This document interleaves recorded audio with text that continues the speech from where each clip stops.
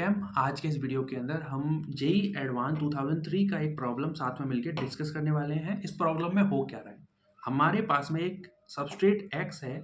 इसकी रिएक्शन हमने दो equivalent sodamide which is NaNH2 के साथ में कराई है। तो यहाँ पर किस तरीके से प्रोडक्ट का फॉर्मेशन होगा, what product will be formed here, आपको बताना है A, B, C और D। ठीक है।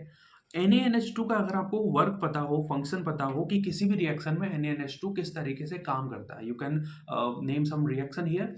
लेकिन मैं सिंपल सा आपको अप्रोच बताता हूँ कि देखिए NaNH2 का वर्क या फिर फंक्शन किस प्रकार से होता है। ये वर्क करता है एज अ बेस, और किसी बेस का किसी रिएक्टेंट के साथ में, किसी सबस्ट्रेट के साथ में जब रिएक्शन होती है तो वो सबस्ट्रेट से बेस क्या निकालता है, तो दैट रिलीज, उसका पहला काम है सबस्ट्रेट से H+ को रिलीज करवाना।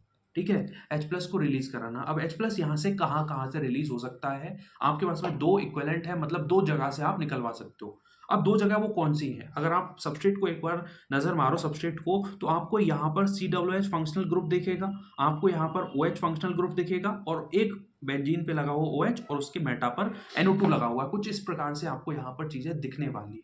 अब मुझे बताओ कि बेंजोइक एसिड ज्यादा एसिडिक है या फिर हमारे पास में जो फिनॉल है वो ज़्यादा एसिडिक है। तो बेंजोइक एसिड ज़्यादा एसिडिक होता है। ठीक है, यानी जो ज़्यादा एसिडिक होगा उसमें जल्दी H+ रिलीज होगा। इसका मतलब ये है कि सबसे पहले तो हम निकाल देंगे H+ यहाँ से COOH से, जिससे फॉर्मेशन किसका हो जाएगा, यहाँ पर COO- बनेगा। ठीक है, और दूसरी चीज़ है, एक है हमारे पास में फिनॉल, सिंपल फिनॉल, और एक है हमारे पास में फिनॉल विद मेटा डेरिवेटिव, ऐसे करके। तो मेटा डेरिवेटिव फिनॉल ज़्यादा एसिडिक होगी या फिर नॉर्मल फिनॉल।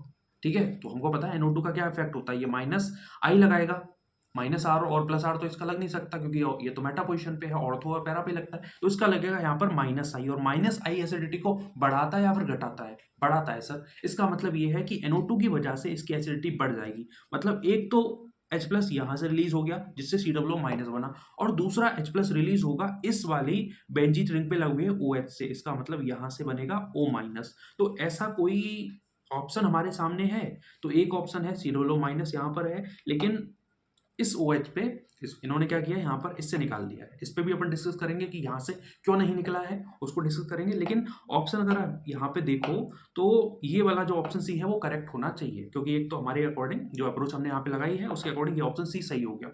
अब दिमाग पे आएगा कि सर यहाँ पे जो ऑप्शन ए है इसमें जो कार्बेनाइन बन रहा है, कुछ इस प्रकार से कार्बन है, आप देख सकते हो कार्बन इधर ये सिंगल बॉन्ड से कनेक्ट है और ट्रिपल बॉन्ड और C-, ये क्यों नहीं बन पाया सर, तो वो इस वजह से नहीं बन पाया क्योंकि अगर आप ऑब्जर्व करो, एक है हमारे पास में फिनॉक्साइड आयन और एक है हमारे पास में सिंपल एक कार्बन आयन, कौन सा कॉन्जुगेट बेस ज्यादा स्टेबल होगा या फिर कौन सा कार्बन आयन ज्यादा स्टेबल होगा, तो सिंपल सी बात है यार, इस कार्बन आयन में क्या हो रहा है, इस एनाइन के अंदर आप स्टेबिलिटी किससे एक्सप्लेन करोगे, इसकी sp कैरेक्टर्स के थ्रू। लेकिन जब हम फिनॉक्साइड आयन की बात करते हैं तो फिनॉक्साइड आयन में आप अगर आप देखो तो उसमें रेजोनेंस पॉसिबल है और रेजोनेटिक स्ट्रक्चर्स बन सकती हैं, और जितनी ज़्यादा रेजोनेटिक स्ट्रक्चर्स होंगी उतनी ही उसकी ज़्यादा स्टेबिलिटी होगी। इसका मतलब ऑप्शन ए इस वजह से गलत हो गया।